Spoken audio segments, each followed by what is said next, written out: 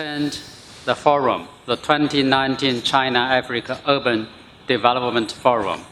First of all, on behalf of the Chinese Embassy, I would like to extend my warmest congratulations to the official opening of the forum.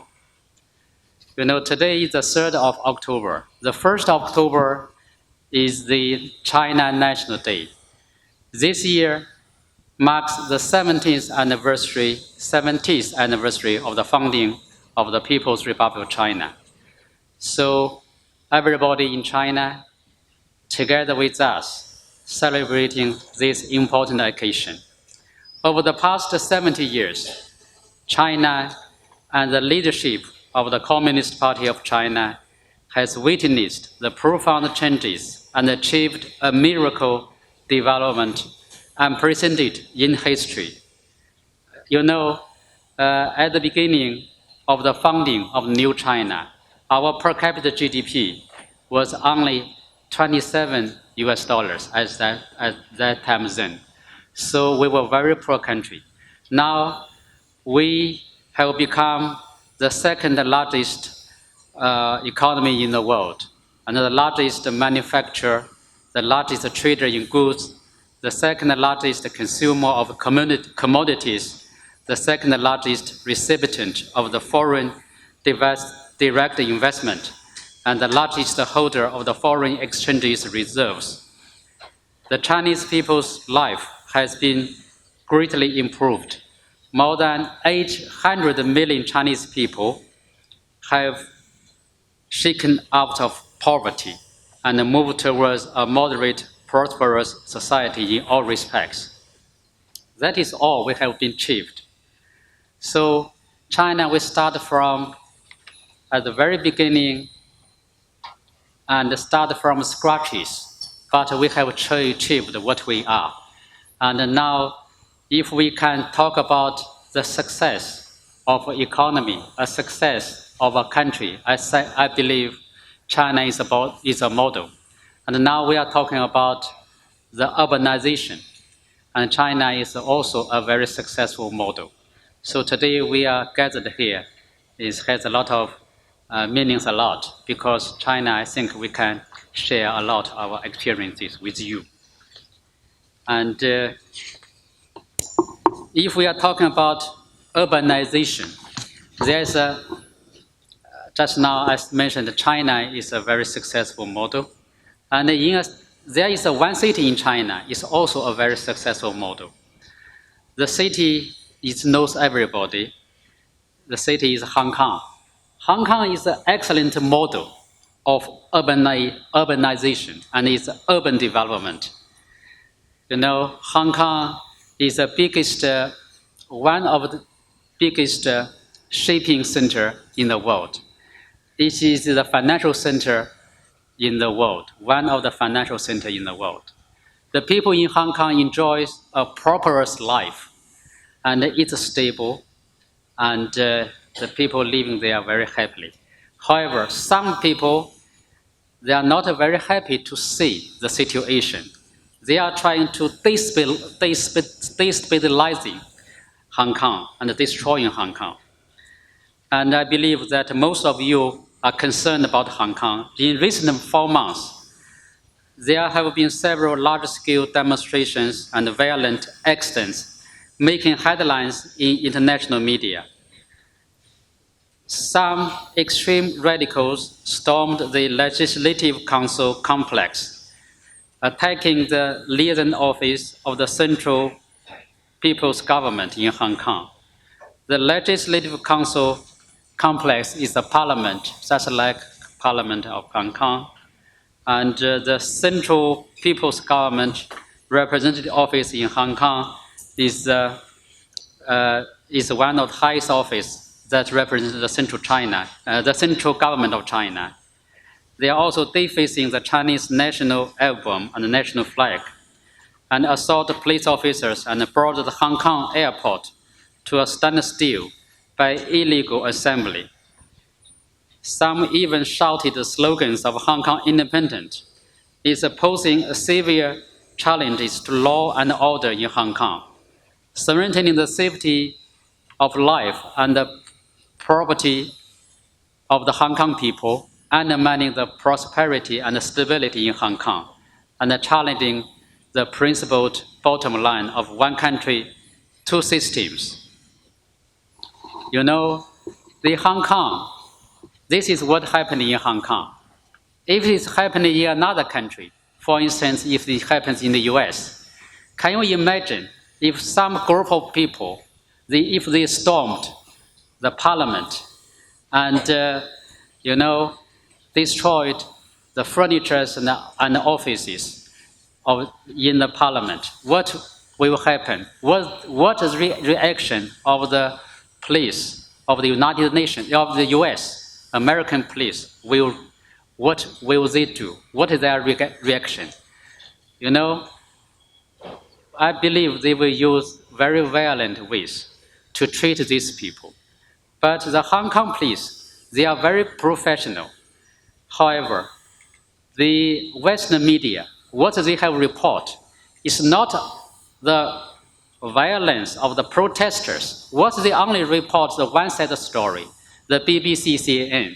What we heard, what we see from the media, from the TV, is only the one-sided story, is a twisted story reported by the Western media. So you also should listen Hong Kong is a part of China, it's China's territory. You should listen to what the Chinese people thinking, what the majority of people in Hong Kong on the streets thinking, not only a few people, radical people, what they are seeing of Hong Kong. So I think we need a balanced reporting. We need the whole picture of Hong Kong. So actually, there are a lot of evidence that the foreign forces has been supporting the violence. Hong Kong affairs are solely the internal affair of China. Chinese government will never allow any foreign forces to intervene in Hong Kong affairs, and we will never allow any foreign countries to disrupt Hong Kong. We have confidence that the Hong Kong SAR government has the ability to handle Hong Kong affairs properly. We hope that the international community will see clearly the true face of these violent criminals speaking out against the violence, uphold the rule of law, and take concrete actions to support Hong Kong in restoring order, developing its economy, and improve the people's livelihood. I believe that with the strong support of the international community, including Ghana, Hong Kong will surely have a better future. So, just now I mentioned Hong Kong because now, today our topic is about the urban development. So just now I said Hong Kong is an excellent model of urbanization, is an excellent model of the city development. So there are a lot of we can learn from Hong Kong. But what happens now in Hong Kong is really a pity. But I believe the Hong Kong people, the Hong Kong SAR government will overcome all these challenges. Ladies and gentlemen, urbanization is the only way for a country to modernize. Since reform and opening up, China has experienced the largest and fastest urbanization in world history, with an urbanization rate of 58.5% in 2018 and a permanent urban population of 830 million. Compared with the urbanization level of about 90% in developed countries, there are still a big gap. According to the forecast, China will continue with urbanization process for more than 20 years. So if we are talking about the Africans' urbanization, I do believe that you will also, have a long way to go. But, the urbanization is the way that we have to go forward because this is the way that the people's living standards will be uplifted. And I noticed that in Ghana, I came from Accra this morning, and I live in Accra, and I know the traffic jam. The traffic is a headache, is a problem for the city. But in my view, the traffic jam, the congestion is a thing that you cannot avoid if you want to develop a city.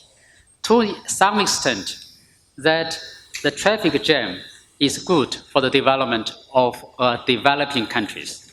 If there's no traffic, if no cars on the road, there's no development. If there are so many cars on the road, it's happy. It is a good thing. It's a good trend for the development. Just like with China, we have been experienced that now in China, in big cities, if you go to Beijing, Shanghai, and everywhere in the big cities in China, it's always traffic jam. But now it's getting better. We could manage it better. But that is very common phenomenal kind of development. Now you have a traffic jam in Accra, you have a traffic jam in Cape Coast, in Kumasi. I think that is a good kind of the momentum of development. So in the future, you could improve your management skills, but you don't have to afraid of the traffic jam. This is good for the development of a developing country. Africa is a developing country, Ghana is a developing country, China will also developing country. So we should not shy away from this kind of traffic jam. Ladies and gentlemen, well, I'm the ambassador of China to Ghana. I would like to share with you about China-Ghana relations. And talking about China-Ghana relations, we have to look at our bilateral relations against the whole background. The whole picture is that now everyone in the world is cheering for China, for our development. Actually, China, we have also made a lot of contributions to the other countries, to the world. As our President Xi Jinping pointed out, China today is more than a country itself. It is very much part of Asia and the world.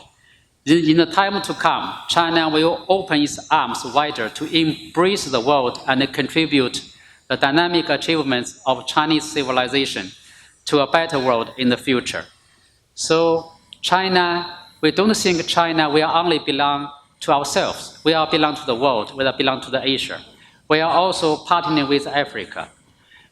So the globalization, we are championing the globalization.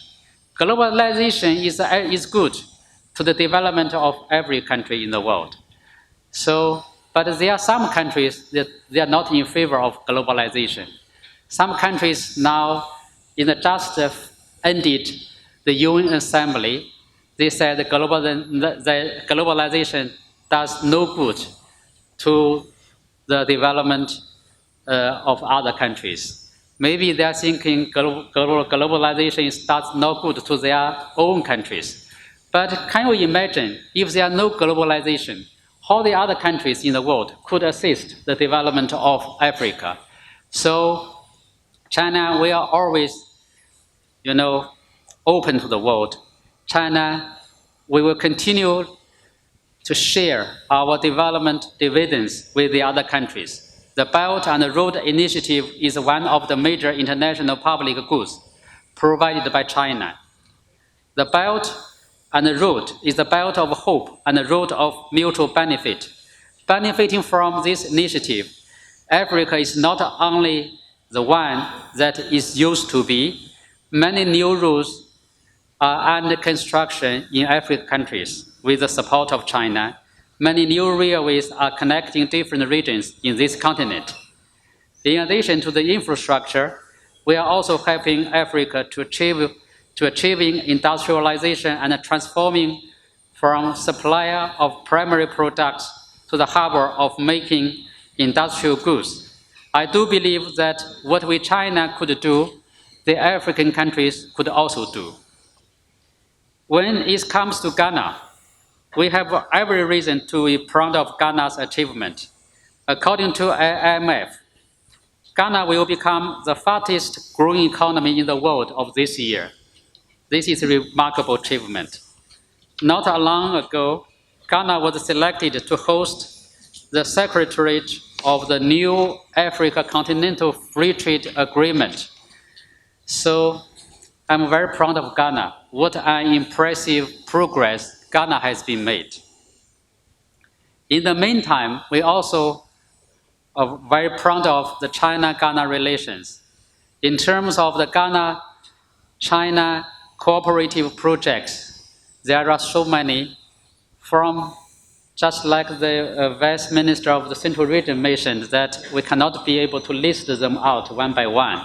There are so many, from hospitals to schools and universities, from 11 fishing ports to 1,000 boreholes. We have just made an announcement that we are going to support you to construct 11 fishing ports around the coastline of the whole Ghana.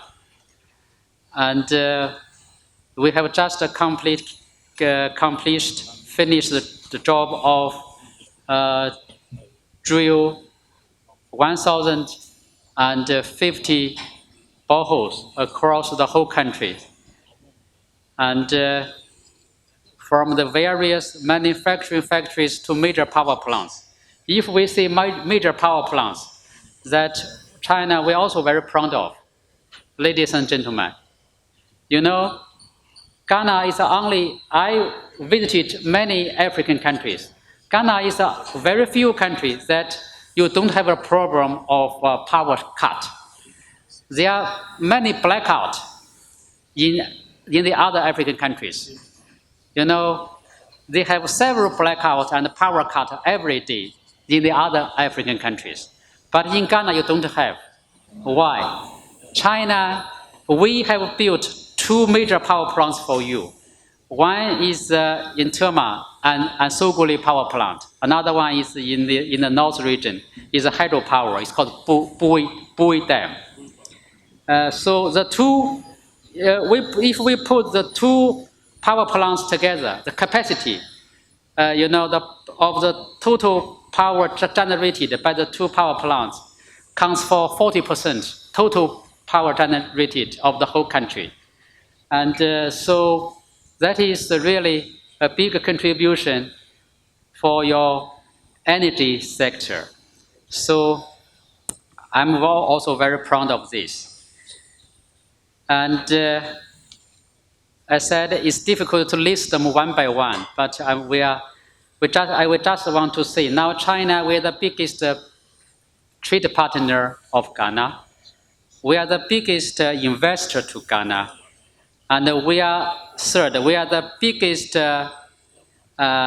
provider of the human resources training to Ghana. For example, the visa section has issued 1,500 student visas to Ghana people this year only. And among them, 310 are full scholarships provided by the Chinese government. So this has outnumbered all the other foreign countries, your development partners in the world. So China, we are here in the Cape Coast University. You are all students. So we provided 1,500 students visas to Ghana people.